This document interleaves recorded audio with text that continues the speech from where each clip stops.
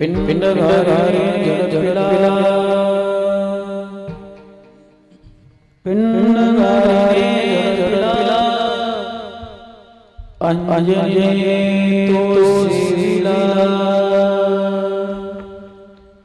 अंजनीच्या तपासही महारुद्रले पोटी चैत्र शुक्ल पूर्णिमेसे सूर्य समयासे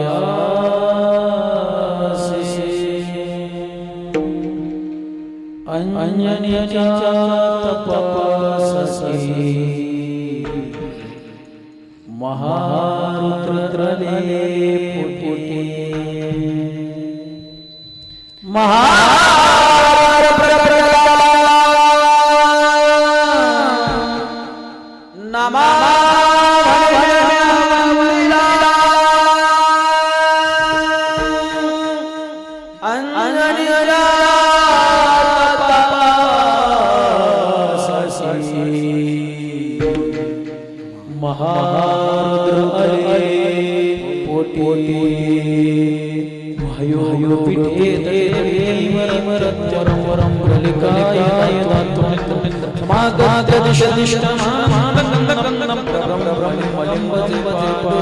पांडुरंगा करो प्रथमा पांडुरंगा करो प्रथमा पांडुरंगा करो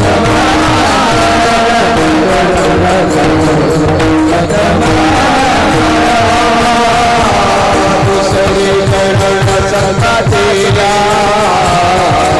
दुसरी चरण संगतीला त्याच्या कृपादाने गतीचा उतार त्याच्या समाधाने गतीचा उतार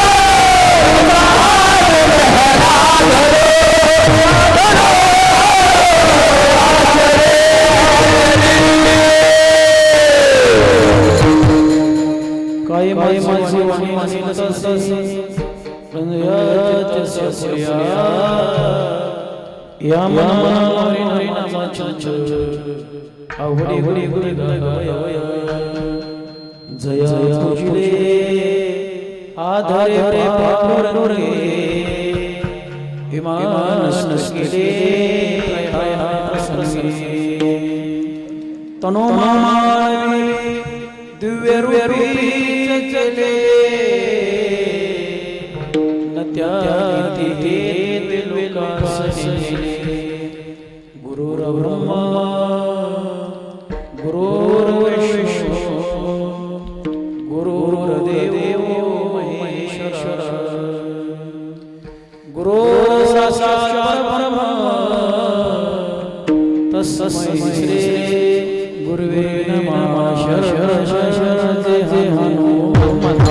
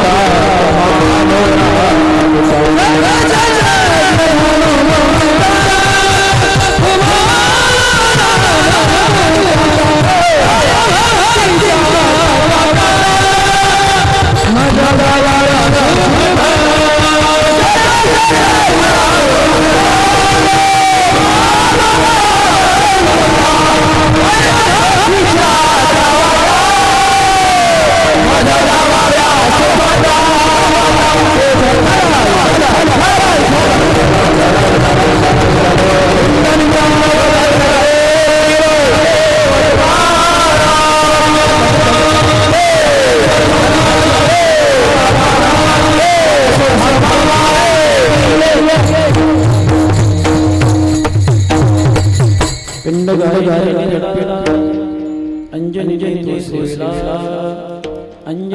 तपासी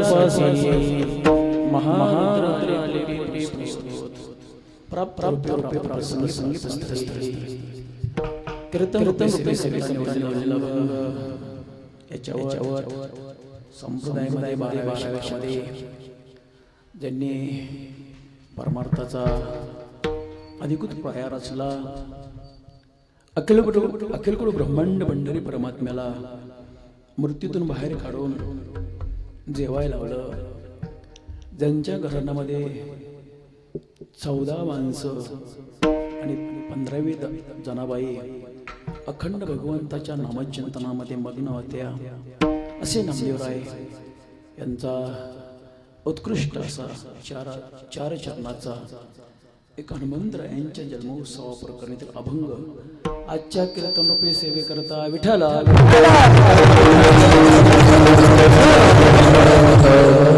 या अभंगाद्वारे नामदेवराय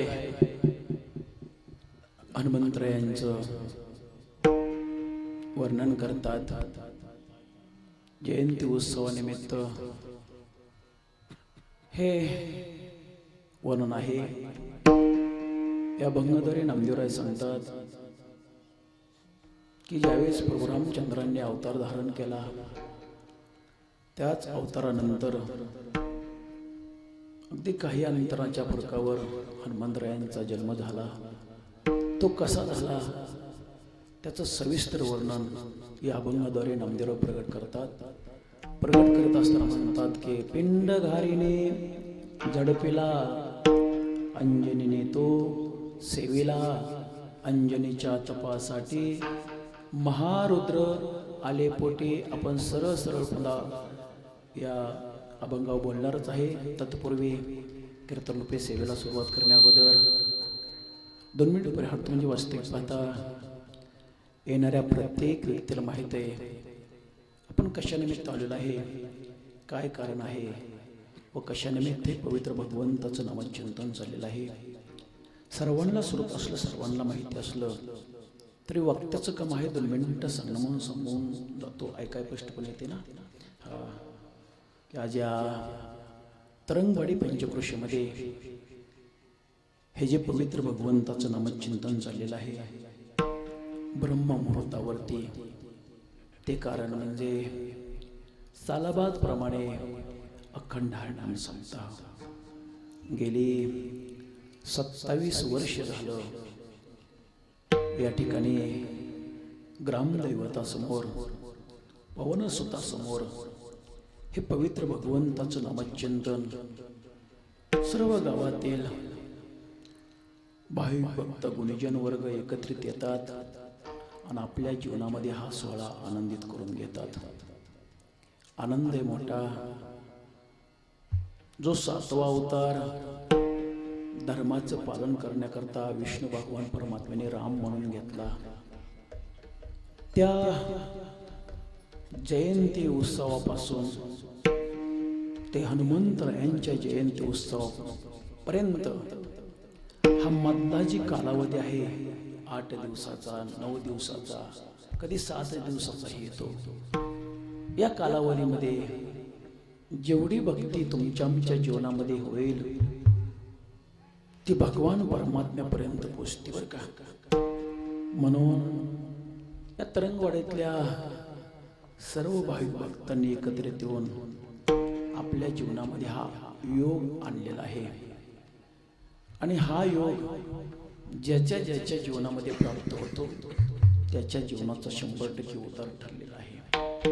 कारण का मानव देहामध्ये देवाचं 2 पूर्ण अवतार आहेत, बाकीचं अवतार पूर्ण नाहीत. फक्त राम आणि कृष्ण हे अवतार पूर्ण आहेत. बाकीचा अवतार दोजनाचा येणे करोनी सहार. पूर्णावतार राम कृष्ण हो, पूर्णावतार राम कृष्ण हो, पूर्णावतार राम गुरु, पूर्णावतार राम गुरु, जनाला येणे करो सहार, जनाला येणे करोनी सहार, जनाला येणे करोनी सहार, जनाला येणे करोनी सहार. पूर्णावतार राम कृष्ण, पूर्णावतार राम कृष्ण,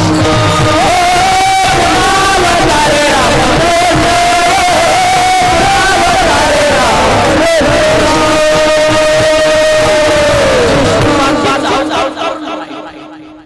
दोन अवतार पूर्ण आहेत, राम आणि कृष्ण. याच रामनवमी दिवशी तुमच्या अखंड हरिनाम सप्त्याला सुरुवात होते. या आणि हनुमंत जयंती ज्या दिवशी आहे त्या दिवशी काल्याच्या प्रसंगाने सांगत होते. या हा मधला जो कालावधी आहे ना हा परम भाग्याचा कालावधी आहे. आणि या परम भाग्यामध्ये जो सहभागी होतो त्याच्या देहाचा 100% उद्धार झालेला आहे. कारण का मी सांगत नाही, संत सांगतात. साधला हा पर्वकाळ गेला अंतरीचा मळ. हा मधला जो पर्वकाळ आहे ज्याच्या ज्याच्या जीवनामध्ये प्राप्त होतो ते खरोखर भाग्यवान. म्हणून या तरंगवाडीतल्या तमाम भाविक भक्तांनी एकत्रित येऊन हा सोहळा आपल्या जीवनामध्ये गेली 27 वर्षे भोगलेला आहे. आणि हा सोहळा भोगाव बर का. कारण का हा सोहळा भोगण्याकरता स्वर्गीचे अमर इच्छिताची देवा मृत्यू लोकी व्हावा जन्मामा नारायण नामे हो जीवन नारायण नामे हो जीवन नारायण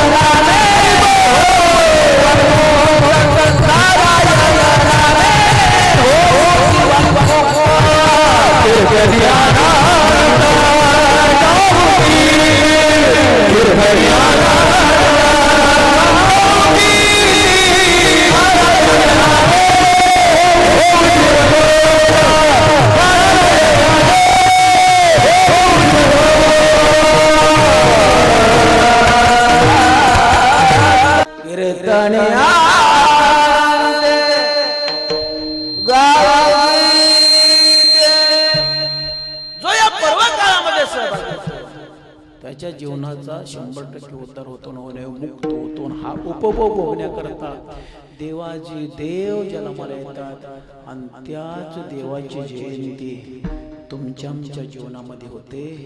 म्हणजे खरोखर पुण्य फळले बहुत दिसा, भाग्य उदयाचा ठसा, झालो सम्मुख तो कैसा, संत चरण पावलो, आज फिटले माझे कोडे, बहुत दिसाचे साकडे, कोंढाटले पुढे परब्रह्म सावळे. ज्याच्या ज्याच्या जीवनामध्ये हा सोहळा प्राप्त होतोय ना, त्याने समजायचं खरोखर आपण पुण्यवान आहे, भाग्यवान आहे.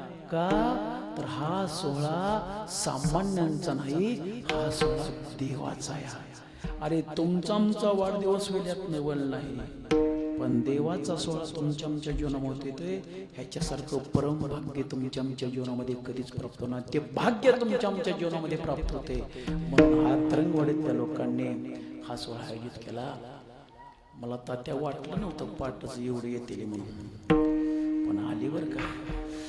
त्यात मला घरून हालताना धाकधूक चालू झाली की दादा लवकर येतेला का नाही. पण हा ना, दोन्ही बी दादा लवकर आलं, तेही दादा आणि हेही दादा लवकर आले. आनंद आहे मोठा. या आनंदाच्या भरामध्ये तुम्ही सर्वजण उपस्थित राहिला आणि हा सोहळा जीवनामध्ये प्राप्त करून घेतला. मी जास्त वेळ घेणार नाही. आणि ब्रह्ममुहूर्तावचं कीर्तन आहे, त्याच्यामुळे मी विनोद करणार नाही. ब्रह्ममुहूर्तावर देवाला जेवढं आकळता येईल तेवढं आकळावा. म्हणून हा हनुमान जयंतीच्या उत्सवानिमित्त हा अखंड हरिनाम संपताय. रामनवमीची कथा तुम्ही ऐकलीच असेल. तो रामनवमीची कथा जैन रामनवमीच्या उत्सवानिमित्त महाराजांनी सांगितले असेल. ती कथा कुठपर्यंत आणून सोडली ही मला माहिती नाही, परंतु थोडा भाग मी तुमच्या समोर मांडून जाईल की हनुमंतरायांचा जन्म कसा झाला, त्याचं वर्णन काय. ऐका. ज्या टायमाला दशरथ राजे हे स्वर्गामध्ये देवाला सहकार्य करण्याकरता गेलते, संपूर्ण कथा तुमच्या समोर मांडणार नाही, थोडक्यामध्ये मांडून जाणार आहे. ज्यावेळेस दशरथ राजे हे स्वर्गामध्ये देवाला सहकार्य करण्याकरता गेलते, तेव्हा सर्व देवांनी आशीर्वाद दिला तुमचं कल्याण होईल म्हणून.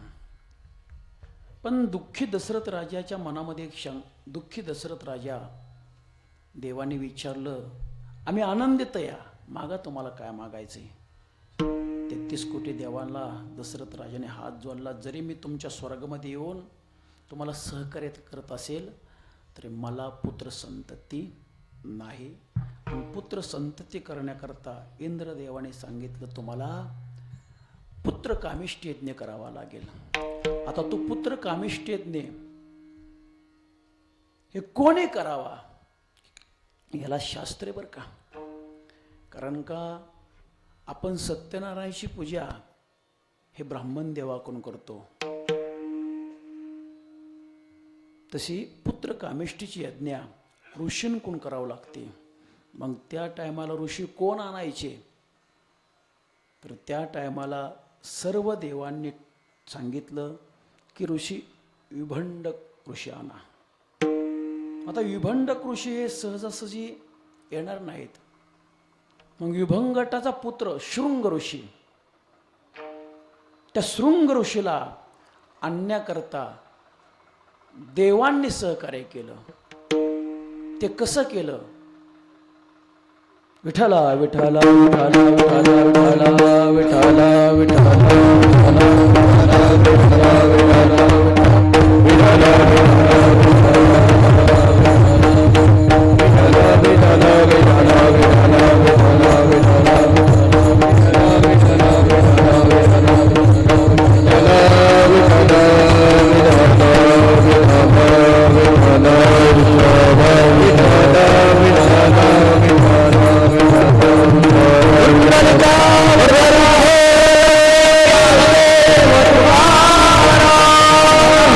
भगवान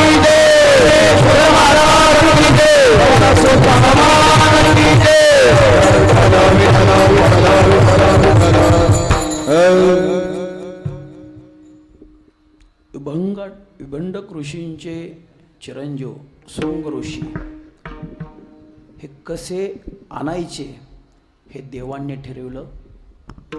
अप्सरांना पाचारण केलं आणि जिथं शृंग ऋषी राहत होते, जिथं विभंडक ऋषी राहत होते, त्या ठिकाणी अप्सरांना धाडलं.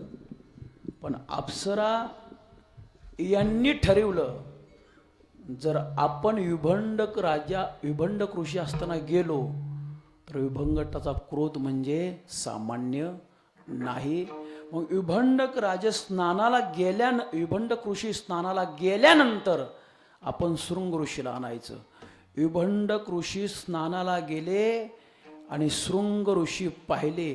त्या टायमाला अप्सरांनी शृंग ऋषीला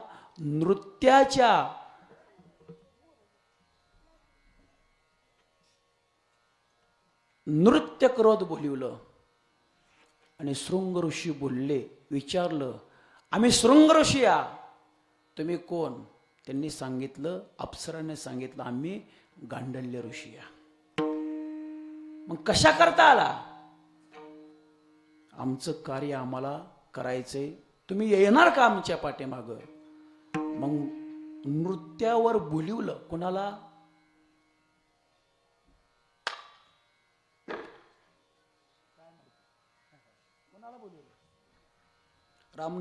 रामनवमीची कथा ऐकली ना तुम्ही?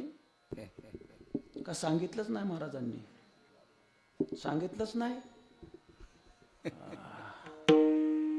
जाऊ द्या, मला कोणाला दोष द्यायचा नाही, पण सांगणं गरजेचं आहे. ज्या तिथेला तुम्ही आम्ही आलोय तिथे महाराजांनी सांगावा. महाराजांनी समाज आडाणी ठेवू नये. महाराजांनी समाजाला दिशा दाखवावा. महाराजांनी समाजाला दिशा दाखवून त्या साध्यापर्यंत पोचवावा. जर साध्य नाही जीवनामध्ये प्राप्त झालं ना, केलेल्या खर्चाचा उपयोगच होऊ शकत नाही. मला कोणावर दोष द्यायचा नाही, पण सांगणं गरजेचं. मी आज इथं हनुमान जयंतीला आलोय आणि जर हनुमान जयंतीची कथा नाही सांगितली तर काय जीवनामध्ये पुण्य आपल्या पदरामध्ये पडलं? काहीच पडणार नाही. पण माझा हेतू असतो प्रत्येक कीर्तनामध्ये की जेणेकरून तिथिमितीविषयी बोलावा. जर हे सांगितलंच नाही तर समाजाला दादा महाराज कधी कळायचं? कोणचा ऋषी, कसं कसं आणलं, कसं कसं झालं, हे सांगणं गरजेचं आहे. का युट्यूबवरच्या किल्पा ऐकून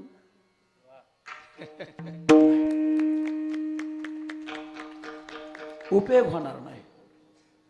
पाहुनिया ग्रंथ करावे, कीर्तन ऐका. शृंग ऋषीला अप्सरांनी बोलिवलं आणि शृंग ऋषी अप्सराच्या मागे धावत सुटले. आता अप्सरांना सांगितलं होतं 33 कोटी देवांनी या शृंग ऋषीला अयोध्येच्या नगरीत आणायचं. आणि शृंग ऋषीला अयोध्येच्या नगरीत आणण्याकरता अप्सरांनी अयोध्येच्या नगरीत पाऊल टाकला. आणि पाऊल टाकल्याबरोबर त्याच्या मागे शृंग ऋषी आले. इकडं अगोदरच दशरथ राजाला कळलं होतं की अप्सरा देवानी पाठवल्यात, त्याच्या मागे शृंग ऋषी आलाय. मग शृंग ऋषी आलाय कशा करता? तर आपला राजसू यज्ञ सफल करण्याकरता, त्या राजसू यज्ञाची आहुती देण्याकरता शृंग ऋषी आलाय. मग आपण काय करणं गरजेचं आहे? तर त्याची पाद्य पूजा करणं गरजेचं आहे. म्हणून दशरथ राजे पाद्य पूजा करण्याकरता गेले आणि शृंग ऋषीला सांगितलं की तुम्हाला हित आणण्याकरता अप्सरांनी रूप घेतलं गांडल्य ऋषी म्हणून, तुम्ही त्याच्या मागे आलाय. आता आम्ही तुम्ही आमच्या नगरीत आलाय तर यज्ञाला आहुती द्या. यज्ञाला आहुती देण्याकरता शृंग ऋषी तयार नव्हते. कारण का? शृंग ऋषी विभांडक ऋषींचे चिरंजीव होते. ते म्हणले माझ्या पित्याशिवाय मी हा अर्घ देऊ शकत नाही, यज्ञ आहुती होऊ शकत नाही, माझ्या पित्याला तुम्हाला बोलवावा लागल. पण पितामहर्षी स्नाना करता गेलेले ते पर्णकुटीवाले आणि पाहिलंच तर शृंग ऋषी दिसना. ते ऋषी होते, त्या अंतर्ज्ञानाने पाहिलं तर त्यांना आपला चिरंजीव अयोध्या नगरीत दिसला. तेव्हा विभंडकाला क्रोध आला आणि अयोध्येच्या दिशेने धावला. विभांडका क्रोध आला से भारी विभांडका क्रोध आला से विभांडका क्रोध आला से विभांडका क्रोध आला से विभांडका क्रोध आला से विभांडका क्रोध आला से विभांडका क्रोध आला से विभांडका क्रोध आला से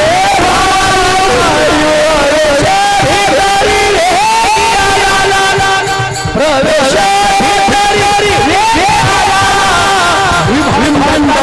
आला से विभांडका क्रोध आला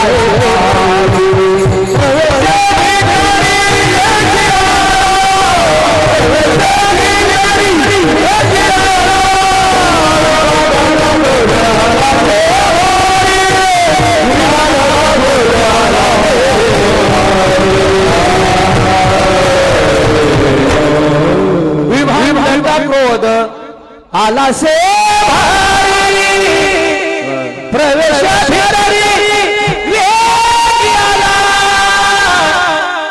प्रवेश विभांडका क्रोध आला से विभांडक ऋषीला क्रोध आला आणि अयोध्या नगरीत प्रवेश केला. अयोध्या नगरी सजली होती जसं तुमचं हनुमंतरायांचं मंदिर सजलंय. काय सजीवलंय राम मंदिर. ज्यांनी सजीवलं त्याला माझा प्रणाम आहे बरं का. आपण जसं सजतो तसं देवाला सजवावा. दररोज जर देवाला सजवून आपण नित्यपूजा केली का नाही, देव आपल्याला दादा महाराज आपोआप सजवतो. त्याला सजीव म्हणायची लागत नाही. ज्यांनी ज्यांनी हे तसं सजवण्याचं सहकार्य केलं, सहाय्य केलं, त्याला खरोखर माझा प्रणाम आहे. मूर्ती सुंदर आहे. माझ्या प्रभू रामचंद्राची, हनुमंतरायांची, सीताई साहेबांची, लक्ष्मणाची, त्रिमूर्ती दत्तात्रयाची सुंदर आहे. जसं सुंदर तुम्ही सजीवलं या मंदिर, तसं अयोध्या सजली होती. आणि त्या अयोध्येत पाऊल पडला विभांडक ऋषींचा. आणि विभांडक ऋषींचा पाऊल पडल्याबरोबर दशरथ राजांच्या कुळ घराण्याचा गुरु वशिष्ठाला कळलं विभांडक आलाय, विभांडक आलाय, विभांडक आलाय. आणि त्यांनी जर ठरवलं अयोध्या जाळायची तर जळू शकते. एवढा तपस्वी विभांडक ऋषी होते. महान तपस्वी विभांडक. वशिष्ठ जरी प्रभू रामचंद्राचं कुळ घराण्याचं गुरु असलं तर वशिष्ठांपेक्षाही श्रेष्ठ ताकद विभांडक ऋषींची होती. वशिष्ठ गुरु उठले, दशरथ राजाला सांगितलं, दशरथा अरे तो विभांडक आलाय. मग काय करू, त्याचा सन्मान करण्याकरता पुढे जा. तेवढ्यात विभांडक ऋषीने आवाज दिला, ए दशरथा, अरे माझा पोरगा तुझ्या नगरीत आलाय आणि त्याला अप्सराने भरून आणलंय. आता तुझी खैर नाही. पण दशरथ राजाने अगोदरच तयारी केलती. काय केलती तर मानस कन्याला सांगितलं तू तयार राहा आणि तुझा विवाह शृंग ऋषीस लावून देणार आहे. मग आता मानस कन्या कोणाची, ती कुठून आली, कशी निर्माण केली, हे ऐकायचं असेल रामनवमीला. बोलवा म्हणत नाही तात्या मी तसला महाराज नाही. का हो तरंगे मामा हाय का, मी तुमची माझी लय देवाला गाठ पडले, पण म्हणलं का मला तारीख द्या. कधीच म्हणत नाही दादा महाराज, मी कोणालाच म्हणत नाही तारीख द्या. आणि त्यांनी मला एक दिवस घरी बसू दिलं नाही. फक्त नित्य सेवा, नित्यनेम नामी तो प्राणी दुर्लभ, लक्ष्मी वल्लभ त्याजवळ महिमा नेमे गात ऐकते ते समान श्रद्धा भावना देवाविषयी असावा. हे कुणाची मानस कन्या कुठून आली, हे रामनवमीला कथा झाली असल. सांगा कोणाची होती. ह्याला बोलून पंचायतच झाली सगळी आपली. आता मी काय करणार आहे, फक्त तुम्हाला विचारणार आहे, बाबा झाली कथा, सांगा सांगा सांगा. जसं शिक्षक विद्यार्थ्याला शिकवतात, वार्षिक परीक्षा घेतात आणि विद्यार्थ्याचाच पेपर हातामध्ये घेऊन बरोबर आहे का ते तपासतात, तसं मी आता 8 दिवसाचं तपासणार आहे तुमच्याकडे. कोणाला किती गुण पाडून घ्यायचे ते तुमचं मी ठरवा. ऐका ऐका, ही मानस कन्या दशरथ राजाने दिली. आता दशरथ राजाला 703 पत्न्या बरं का, आपल्याला फक्त कौसल्या, कैकई, सुमित्रा माहिती, पण 700 होत्या. ती मानस कन्या शृंगऋषीला दिली. मग आपल्या मुलाचं लग्न झालंय म्हटल्यानंतर भांडकाचा क्रोध शांत झाला आणि यज्ञाला प्रारंभ झाला. यज्ञाला आहुती दिली आणि यज्ञ नारायण प्रगट झाला, त्याच्यातून प्रसाद प्राप्त झाला आणि तोच प्रसाद दशरथ राजाने घेतला आणि महालामध्ये जाण्याकरता सुरुवात झाली. पहिल्यांदा कोणाच्या महालामध्ये प्रसाद घेऊन दशरथ राजे गेले? कोणाच्या? कौसल्याच्या. कौसल्याचा काही भाग दिला. नंतर सुमित्रा मातेच्या त्यातील काही भाग दिला आणि शेवटी कैकई हिच्या सदनात दशरथ राजे गेले. पण कैकईने प्रसाद सहजासहजी स्वीकारला नाही. कैकई माता म्हणल्या, अहो राज, ज्या टायमाला तुम्ही स्वर्गामध्ये रथामध्ये होता, देवाला सहकार्य करण्याकरता गेलता, त्या टायमाला मी तुम्हाला सहकार्य केले. या तुमच्या रथाचा आग मल्ला होता, तो आग खाली आग तुटल्यामुळं चाक खाली पडणार होतं. त्याच आकाच्या जागा माझा हात घातला होता आणि तुमचा विजय मी निश्चित करून दिलता. त्या टायमाला तुम्ही मला म्हणला होता काहीतरी माग, काहीतरी माग, काहीतरी माग. मला ती संधी आली नव्हती. मला आज वाटत होतं की माझ्या सदनामध्ये पहिल्यांदा तुम्ही प्रसाद घेऊन याचाल, पण तुम्ही आला नाही. अहो, मी तुमच्यावर राग नाही धरला, पण पत्नी या नात्याने मला असं वाटत होतं की माझ्या सदनात तुम्ही पहिल्यांदा याचाल. मग दशरथ राजे म्हणले, कैकई, अगं सुमित्रा दिला काय, कौशल्याला दिला काय आणि तुला दिला काय, एकच आहे ना. कोणाची नाही कोणाच्या सदनामध्ये गेलोय ना. पण कैकई माता दुःखी होऊन बाजूला राहिल्या. हातातला प्रसाद कोठे ठेवावा म्हणून एक छिद्र पाहिलं, दिवळी पाहिली आणि दिवळीच्या ठिकाणी प्रसाद ठेवला. त्या कैकईची विनंती करण्याकरता दशरथ राजे पुढे सरकलं. तेवढ्यामध्ये आकाशात फिरणारी घार आली आणि त्या घारीने प्रसाद पाहिला आणि बरोबर त्याच्यावर घारीने झडपिला, पिंड घारीने झडपिला, पिंड घारीने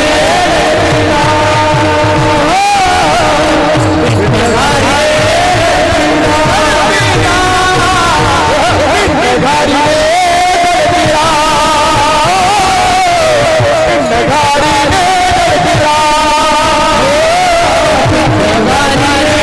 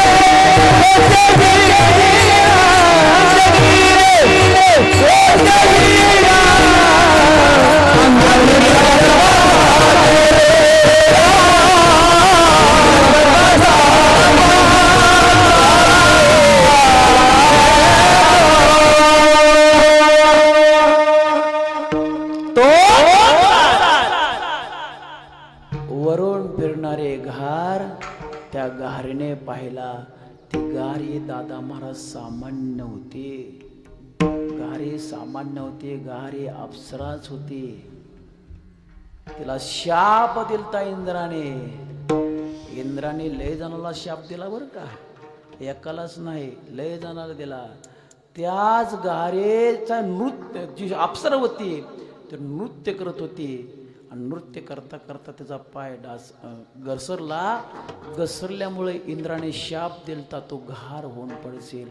त्याच घारीने उपशाप मागितला होता, देवा तुमच्या इंद्र दरबारे नृत्य करणारे अप्सरा आहे, मला उपशाप द्या. तेव्हा इंद्राने सांगितलं होतं की तू पुत्र कामिष्टी यज्ञातला प्रसाद उचलशील आणि अंजनीच्या हातामध्ये टाकशील, तेव्हा तो मुक्त होशील. म्हणून त्या घारीने प्रसाद उचलला. तो कसा उचलला दादांनी सुंदर चालू उचलले बघा. पिंड घारीने झडझडा झडझडा, पिंड घारीने झडझडा, अंजनीने तो सेविला, अंजनीने तो सेविला. अंजनीच्या तपासासाठी, तपासासाठी, अंजनीच्या तपासासाठी तो पिंड घारीने झडपला. आणि तोच आकाश मार्गाने घेऊन जाणारी घार, तिला माहिती नव्हता पण कुठं टाकावा. पण तपश्चर्या करणारी अंजनी माता हिने भगवान शिवजीला वर मागून घेतला होता, देवा तुमच्या रूपातला पुत्र माझ्यापासून पाहिजे, तुमच्या रूपातला पुत्र माझ्या पोटी पाहिजे. त्याच भगवान शिवजीने आशीर्वाद दिलता. आणि आशीर्वादाच्या जोरावर अंजनी मातेने तप करण्याकरता अंजनेरी या ठिकाणी विराजमान झालत्या. जे आपल्या आता नाशिक त्र्यंबकेश्वर आहे ना, तिथं अंजनी तप या काय आहे, अंजनी तप. तिथूनच आपली प्रदक्षिणा चालू होते. ती पौष महिन्यातली प्रदक्षिणा. त्या अंजनी तपापाशी अंजनी माता तपश्चर्या करण्याकरता बसल्या होत्या. त्याच अंजनी मातेच्या हातामध्ये घारीने प्रसाद शोधला आणि तो अंजनीने भक्षण केला. अंजनीच्या तपासाठी महारुद्र आले पोटी. हा भगवान शिवजीचा अवतार आहे. हा अवतार सामान्य नाही. 7 चिरंजीवापैकी पहिल्या क्रमांकाचे चिरंजीव माझे हनुमंतराया. या हनुमंतरायांनी अंजनी मातेच्या पोटी जन्म घेतला. ते म्हणजे भगवान शिवजीचा 11वा अवतार महारुद्र. काय 11वा अवतार भगवान शिवजीचा महारुद्र. या महारुद्राला माझ्या संतांनी नमन केलं. या शरण शरणजी हनुमंता तुम्हालो रामदूता, काय भक्तीच्या त्या वाटा मज धावाव्या सुभटा शूरानी धीर. स्वामी कासे तू सादर तुका मने रुद्रा अंजनीची. या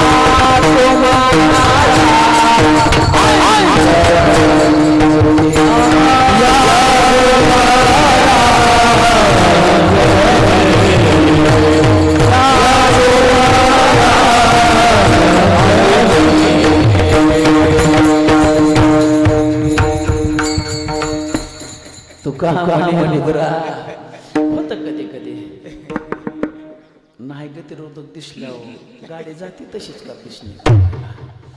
पण ड्रायव्हर जरी झोपेला असला तरी ड्रायव्हरच्या बाजूच्या माणसाने ड्रायव्हरला सावध करावं लागतं. गतिरोधक हाय, तुम्ही मला सावध करा, माझी मी गाडी चालवतो. ऐका अंजनीच्या तपासाठी हे आपल्यातच राहू द्या. तुम्हाला कळलं काय? असं द्या. हुशार आहे तुम्ही. एक महाराज वाटायला लावलं नाही तुम्ही. 27 वर्ष झालं एका महाराजाला बुका लावताय ना. मला कधी लावचा बुका तुम्ही. ऐका ऐका, अंजनीच्या तपासाठी म्हणजे तुका म्हणे रुद्रा, अंजनीची या कुमारा या हनुमंतरायांनी जन्म झाला. तो दिवस कोणता होता? चैत्र शुद्ध पौर्णिमेचे सूर्योदय समाया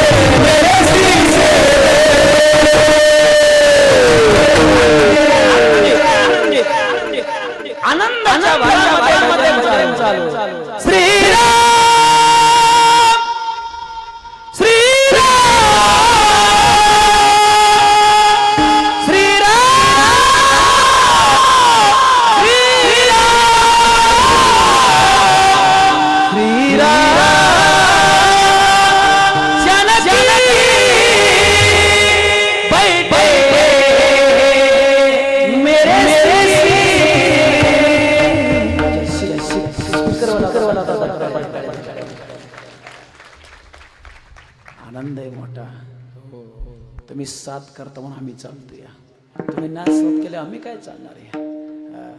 हनुमंतरायाला लक्ष्मण विचारलं, अरे आम्ही दुःखीन तू का आनंदित या? त्या टायमाला हनुमंतराय म्हणले, तुम्हाला नाही कळायचं. तेवढा शंख फुकला आणि शंख फुकल्यानंतर युद्धाला तयार झाली. प्रभू रामचंद्रांनी बाण घेतला आणि कुंभकर्ण संघ युद्ध चालू केलं. पण प्रभू रामचंद्र प्रत्येक बाणाकडे विचार करायचे, अरे कधी मरतय कधी मरतय. हनुमंतराय आनंदित म्हणले, देवा आज आपला विजय 100% आज कुंभकर्ण झाला. अरे हनुमंता लय वेळ झालं, दिवस उगवून आला तरी मरा नाही. थोडक्यात एकच मी कथा तुमच्या समोर सांगितले. काय वीर आहे तुम्हाला जन्माची कथा तर सांगितलीच, फक्त एवढीच कथा सांगितली. ऐका अरे 7वा दिवस आहे, कसं काय? तुम्ही युद्ध करा, तुम्ही युद्ध करा, तुम्ही युद्ध करा. हनुमंतरायाने काय केलं लक्षात घ्या. कुंभकर्ण मारण्याकरता आपल्या शेपटीला आज्ञा दिली. शेपटी म्हणजे कोण? आदिमाया शक्ती पार्वती माता. सांगितलं जा आणि देवाच्या कानात गुदगुल्या कर. शेपटी म्हणली कोणाच्या कानात गुदगुल्या करील, पण देवाच्या कानात जमायचं नाही. मी सांगतो म्हणून गुदगुल्या कर. हनुमंतरायाने शेपटीला आदेश दिला आणि हनुमंत शेपटी वळली आणि प्रभू रामचंद्राच्या कानात गुदगुल्या झाल्या की प्रभू रामचंद्राने पाठीमागे बघितलं, कोण गुदगुल्या करतंय. पाठीमागे बघितलं की इकडे पुढे कुंभकर्ण मरण पावला. कुंभकर्ण देवान नाही मारला. कुंभकर्ण कुणी मारला? कुणी मारला? तुम्ही सांगता. हे म्हणतात ती फुलं मला आणि इकडे फुलं. ऐका अरे हनुमंतरायाने कुंभकर्ण मारला, नाहीतर देवाला मरत नव्हता. अशा हनुमंतरायांचा जन्म चैत्र शुद्ध पौर्णिमेसी सूर्योदय समयासी आजच्या दिवशी हा जन्म आहे. आणि तो जन्म कधी झाला तर सूर्य उदयाला झाला. म्हणून नामदेवराय त्या हनुमंतरायाला शरण जातात. त्या अभंगाचं शेवटचे चरण महारुद्र गण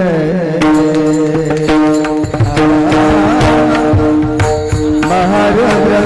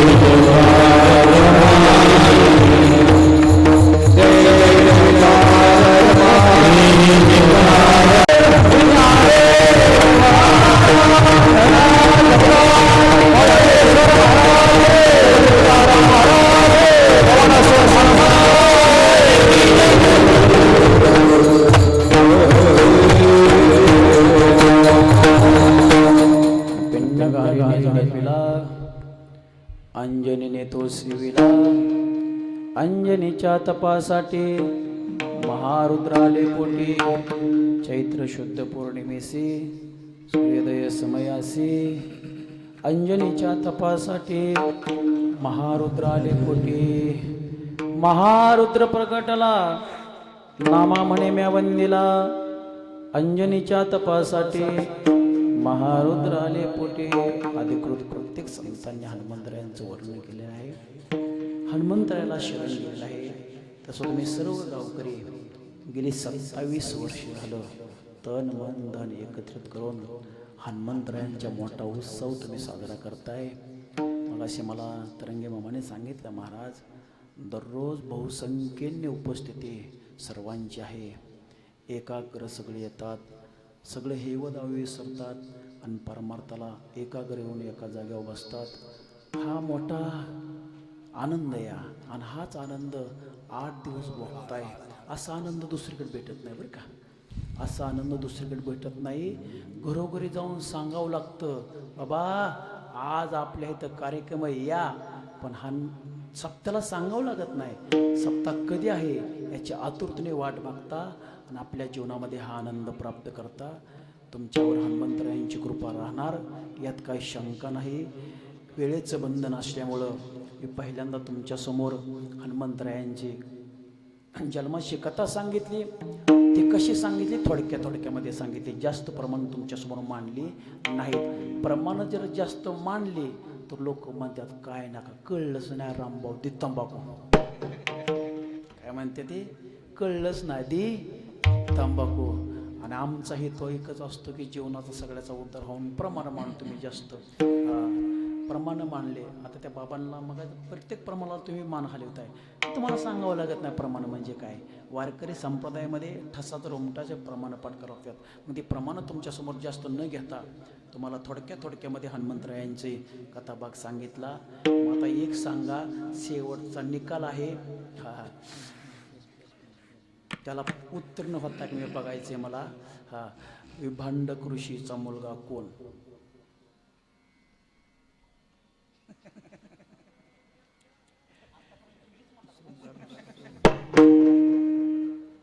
कीर्तन सुटायचं बरं का. कीर्तन सुटायचं आहे.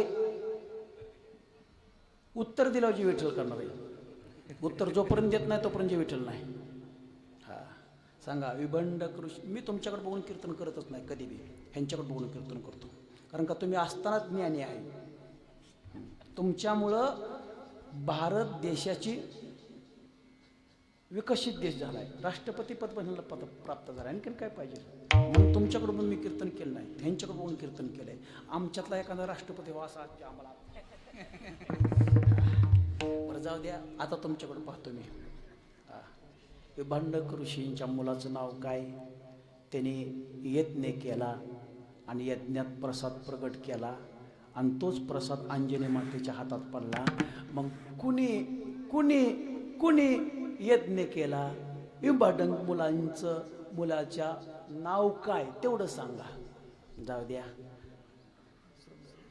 तुम्हाला नाही आलं टाळ करायला विचारतो. बाबाजी तुम्ही बोलायच ना. हा सांगा काय नाव होतं. शृंगार.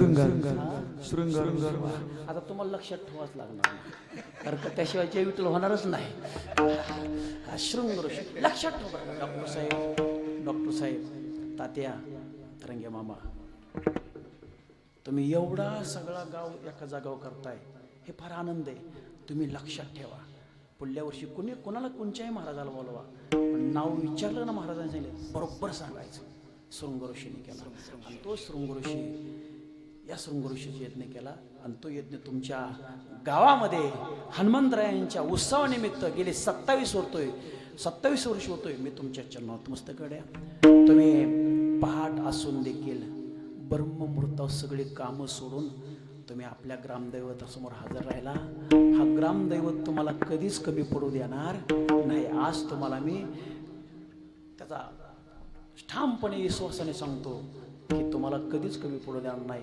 कारण का सगळीजण आला आणि घरची कामं सोडून आलाय. तर सकाळ सकाळ दररोज काय काम असते तुम्ही है. हा आपण तर हातूनच असतो. आज सगळेजण आला आणि येत असताना कोणी डोळं चुरून आला नाही, सगळेजण आंघोळ करून आला. नाहीतर इदुळा हवा आमच्यात तर आज लाईटच नव्हती, काय कुठून आलो.